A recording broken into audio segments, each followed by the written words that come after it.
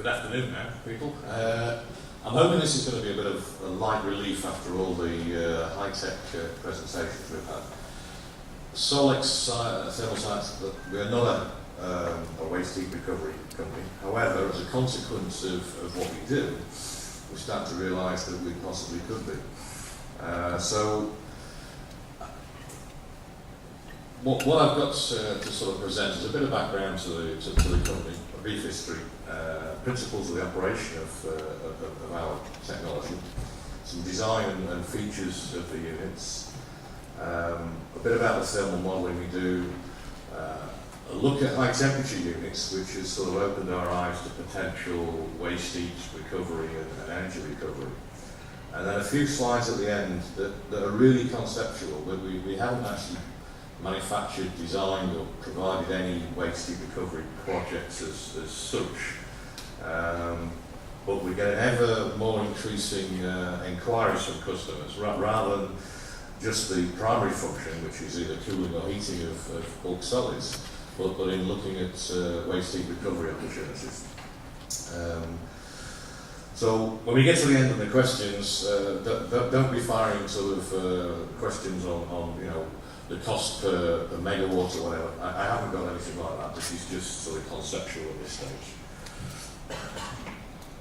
So a brief history of the company. Company's been or the technology's been around for about 20 years.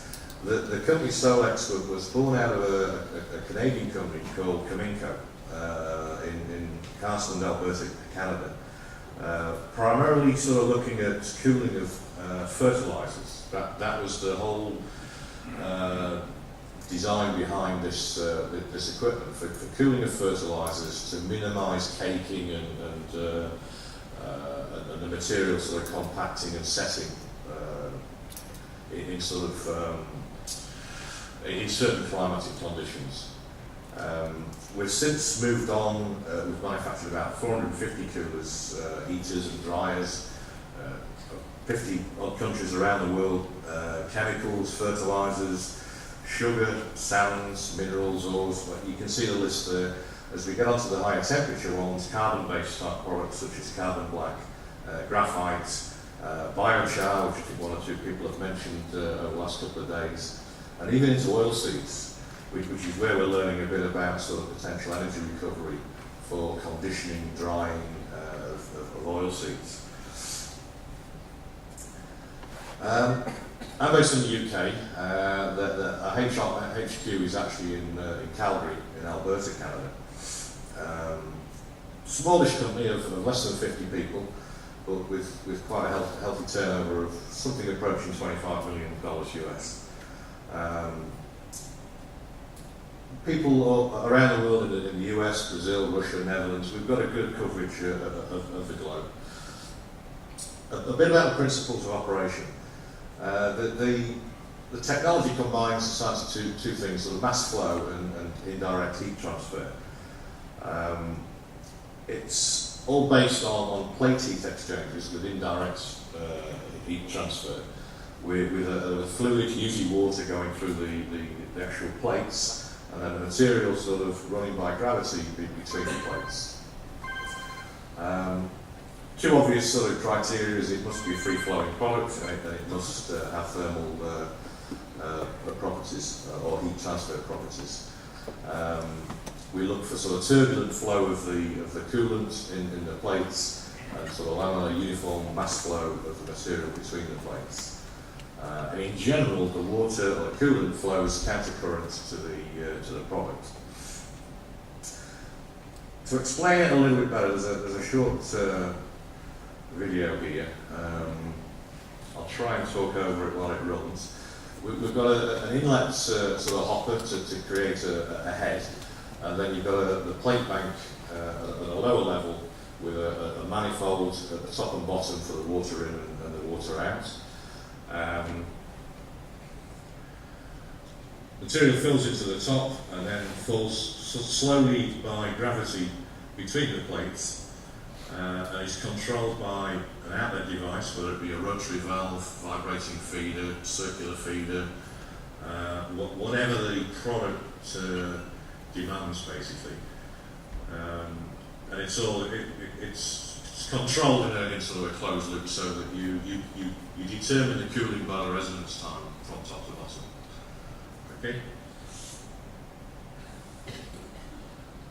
Quick look at some of the range of products. We have a standard cooler, which is sort of operating up to 400 degrees C max. The reverse, obviously, process is that we can actually heat products, putting thermal oil, pressurised hot water or steam through the plates, and running a cold product in and taking a hot product out. The one on the far right is a dryer. At the moment, really only looking at oilseed type products. We've had a few interested parties from the lime processing industry to dry limestone, but we haven't really sort of got into that area yet. We look at the high temperature units. We're now approaching sort of applications of above 2000 degrees C. When you start working with materials of that temperature, you start to realise what the potential is for heat, for energy recovery from that product. As I mentioned earlier, the products that we're working on there is like graphite, carbon black, etc. Just a few photographs of typical installations. I mean, the unit, the product is, it's a box at the end of the day with plates in it. Very simple in design, but with obviously a lot of thermal modelling and technology and experience behind it. So you've three applications there: one cooling sand, one cooling sugar, and one cooling fertilizer. So quite a range of sort of granular type products. Through this one, just to give you an idea of sort of the size of some of the units we're doing for oilseeds in terms of heating, drying and conditioning. And the reason that companies do this is to actually increase the yield that they get when they do hot pressing of the seed for recovery of the oil. This technology works with utilising waste, particularly waste, but available steam, pressurised hot water, or even condensate from these plants that have steam generation anyway. So it's a way of reusing some of the available energy. And that's where we started to realise that there were a lot of opportunities to sort of move this into other industries. It's a modular design, and it has sort of, it can be increased in capacity to suit sort of increased operations and production. You have a single unit, 2 units, triple unit or quadruple.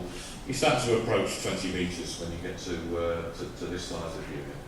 But each one is virtually identical, and it's just a case of dropping it on, putting a hopper on the top, and away you go.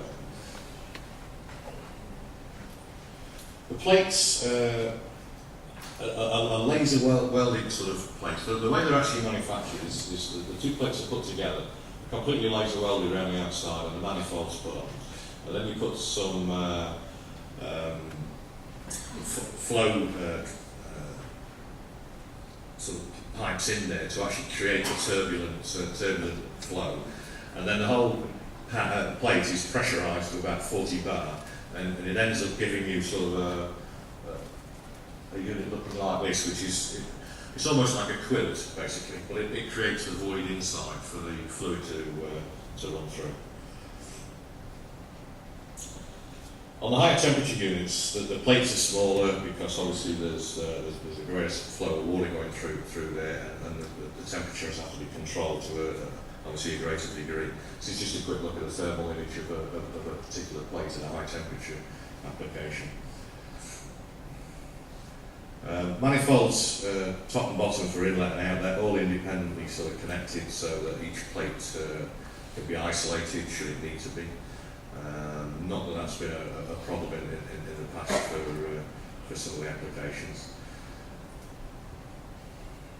I mentioned about the different types of feed out of the bottom, which basically controls the throughput. Either a fixed louvered vibratory feeder, variable louvers, the Hogan type feeder, a gate feeder, rotary valve, very big pitch screw, and circular type feeder. Quick look at the thermal modelling. Obviously the company's designed and put a lot of work into the thermal modelling software. And we're now in a situation where we can accurately predict exactly what the temperature of the product and the fluid is going to be at any point between the top and the bottom, and any point across the gap of the plates. So the example we've got here is the sort of interface between one bank and another.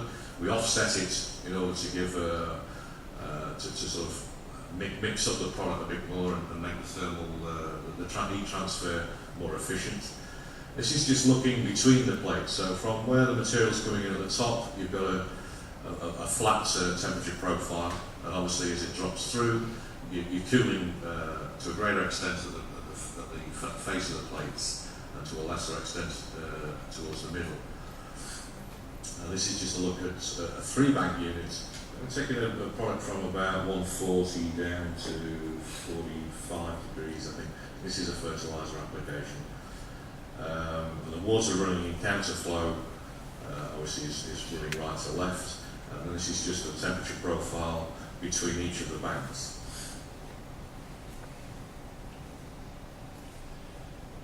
Now, the heating and cooling of bulk solids doesn't follow the sort of conventional equations, but actually is modelled using sort of a Fourier series.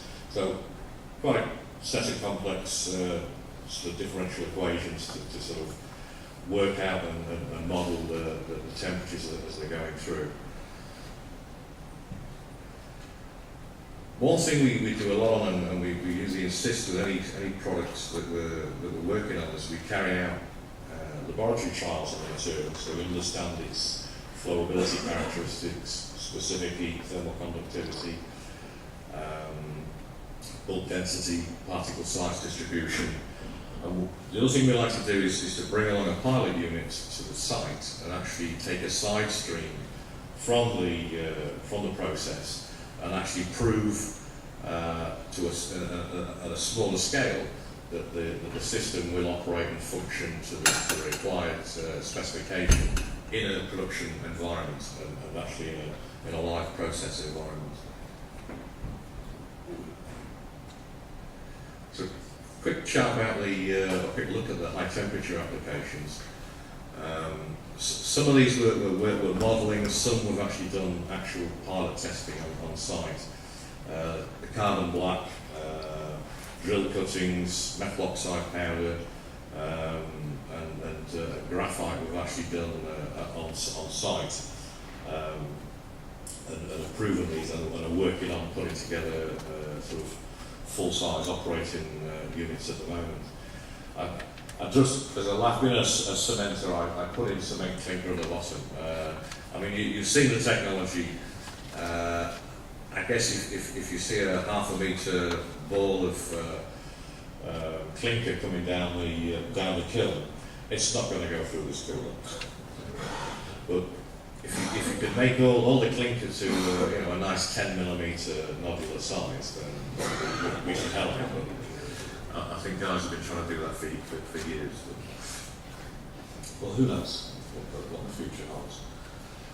This is a look at the carbon, the graphite application that we tested. This is the actual unit here. It doesn't come out too brilliant down here. So it's got twin manifolds each side. It's dealing with material at over 2000 degrees C. And this is just a thermal sort of image of the unit in operation. It's not a massive throughput on this. I think production-wise it's something like 30 tonnes an hour. This, as a pilot unit, is that they wouldn't give it back to us because it's operating better than what they've got at the moment, and it's coping with that 30 tonne an hour throughput. So a definite success. You can see that the effectiveness of the cooling in there.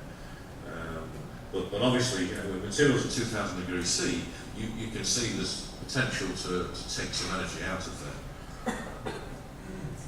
And so to a few slides that are sort of conceptual at the moment, and there's many different ways that we think we can recover the energy.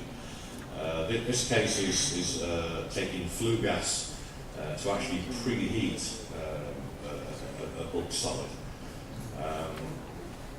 At the moment, the idea is, okay, we could potentially pressurise this to make it more effective, pass it through our units and actually preheat material, whether it be limestone or raw meal or sand or whatever the product required is. And just looking at some typical sort of temperatures and throughputs, 150 tonne an hour, 100 degrees C, and if I could deliver you that at 650 degrees out from waste from flue gas, I think you'd be interested. The other alternative is doing it through a second step, an intermediate thermal oil to solid heat exchanger. I've been interested in some of the presentations, particularly the heat pipes. I can see potential there for this sort of heat transfer to then pass it on to a thermal oil and then put it into one of our units to preheat the material. Obviously, it's not so effective, you're going to get a lower temperature out, but still a healthy sort of temperature. Just looking at those two cases, obviously there's advantages and disadvantages. Flue gas to solid, more energy recovery, but you need more capital investment for a compressor. And as we've also spoken about, there's obviously a lot of dust and debris in some of the flue gas. You'd really need to separate that out before you put it through a compressor. I don't think your compressor will last too long. But you've got a lower thermal efficiency with pressurised gas on the heat exchanger plate side. With the thermal oil, lower energy recovery due to the limitations of the thermal oil. You need a secondary piece of equipment to do the heat transfer, and you would need a complete closed loop system to operate it. So that's looking at one sort of scenario, but with two different options. I need to apologise for FLS for pinching this out of their website and then not giving them credit for it. I meant to put it in and forgot, so apologies. Don't shoot me or prosecute me. And this was just a look at the temperatures in a typical process flow sheet. Okay, you look at you've got material temperature 293, 478, 650. You can start to see that if you can recover some of that energy from the flue gas and put the material in, then you can take some of this out, or alternatively you can reduce the amount of fuel that you burn to actually achieve those temperatures.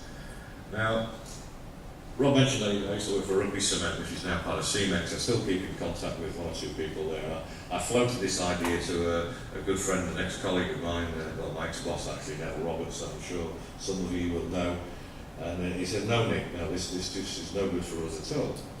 Why no? What's the problem? He said, well, we're receiving so much money for burning sort of waste-derived fuels in terms of a gate fee, that if you reduce or you make this more efficient and you reduce the amount of fuel we burn, it will actually have a net negative effect. Well, okay, well, that won't always be the case, and it's not the case in every part of the world, but I can see where it's coming from. This probably is a bit more familiar and relates a bit more to what we've been seeing over the last couple of days, where we're looking at taking a fluid out, or taking heat out of a material, and transferring it through an air to liquid heat exchanger to actually preheat combustion air. So there's one opportunity, using thermal oil or pressurised hot water. Other alternative is to use an air-to-air heat exchanger, where the fluid you're using through the heat exchanger is actually compressed air, and then straight into the combustion equipment.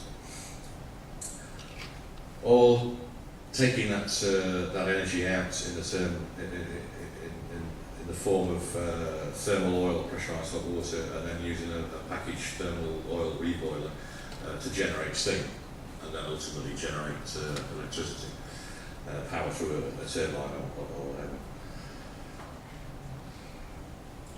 One of my colleagues just threw a quick example together using some very loose sort of figures, and just to try and put a figure on what the potential may be.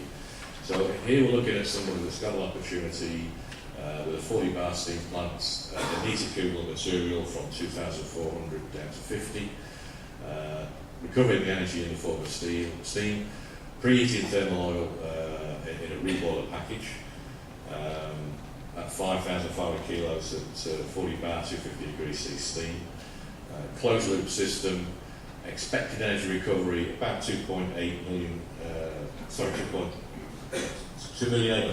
kilocalories per hour, or the equivalent of 3.2 megawatts. Now, don't shoot me down in flames. These are just sort of real, sort of picked out of the air sort of figures to get a sort of feel. But looking at that in terms of savings in terms of dollars, hard cash, potentially it could be $600,000 per annum. Just throwing a few more ideas together. Some replicate what we've already seen, but I've tried to do them in a bit more of a sort of process flow. So exhaust gas from here through a pressurised air unit with sort of plenum chambers on the outside, putting a cool product in, taking a hot product out. The other alternative we looked at, which is a boiler, so actually creating steam to actually heat up the material.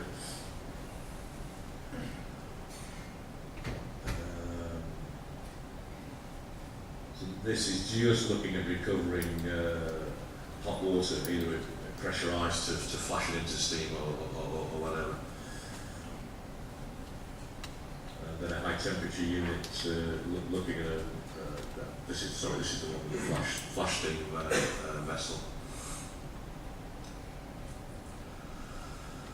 Okay, that's pretty quick, I guess. I'll give you some time back. So really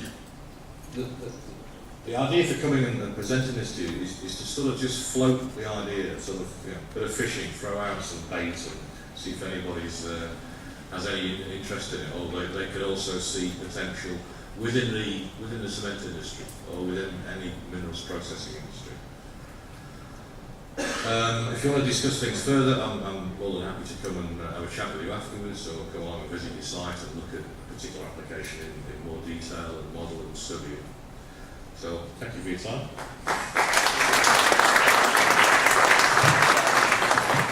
Thank you very much, Nick. A very interesting, thought-provoking presentation. First question, please. Thierry Guignard from Global CemPower. My question is, have you launched some application in drying some solids? I've seen that you are heating up solids. Have you been drying or thinking of drying products? The only drying we've done at the moment is our oil seeds, so canola, rape, anything where the seed is going to have the oil extracted from it. And it's more of a sort of heating and conditioning sort of process. And where we saw the plates through the units, for the dryers, where it's sort of welded in the centre to form like a dimple pattern, we've actually got holes through there. And there's a very sort of low volume, low pressure air that is just blown through, which is not so much to dry, but to pick up the moisture and just to vent it out there. I mean, if they can take 4 or 5% moisture out of the grain or the seed, when they come to hot press it to recover the oil, it's a higher quality because it's less contaminated and it delivers a higher yield per ton of grain.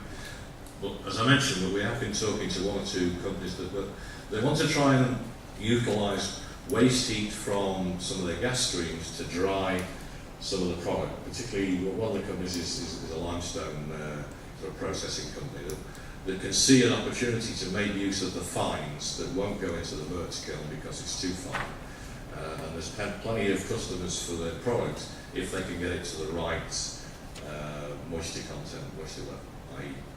take it down to less than 5, maybe 2%.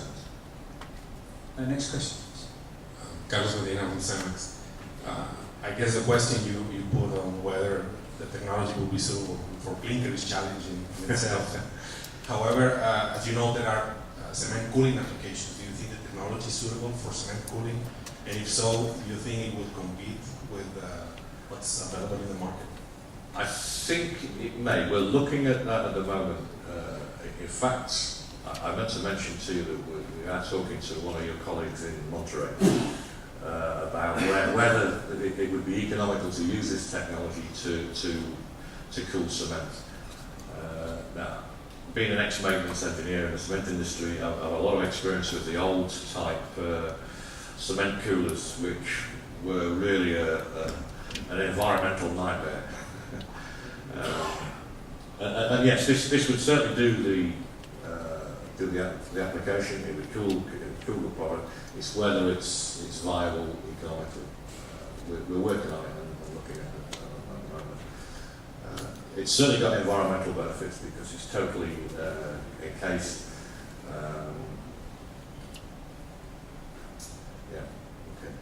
And presumably during that cooling it's going to be extracting heat which potentially could be used for generation? A bit too low grade I think with cement. I mean if you're looking at 120 or 30 degrees C in, you're looking to get to 50 degrees out. Obviously if you start to look at trying to recover the energy, the unit gets a lot larger. I mean for typically for the cement application, we'll be putting water in at 20 degrees and taking it out at 25 to 28 degrees. Because the primary function is to cool it in a unit which is a viable size. But as you know, you're still down to residence time. The longer you leave it in, the more energy you can recover, but you need a larger unit. I think to watch this space, you know, it may work. Okay, and just wondering whether or not actually you could use it for clinker if you had a prior stage of selection of smaller granules for the clinker. You don't necessarily have to actively crush the clinker before you.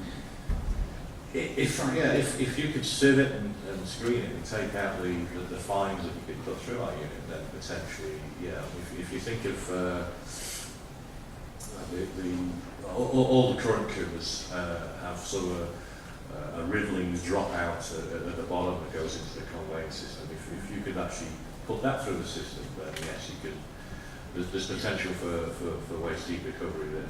Right, and just give us an indication. What's the largest class size or particle size of any of the products that you currently be processing? 25 millimetre, I think, is in terms of what we've built and is operational at the moment. I think 25 millimetre. We've had some inquiries for larger granular size, but there's a limit.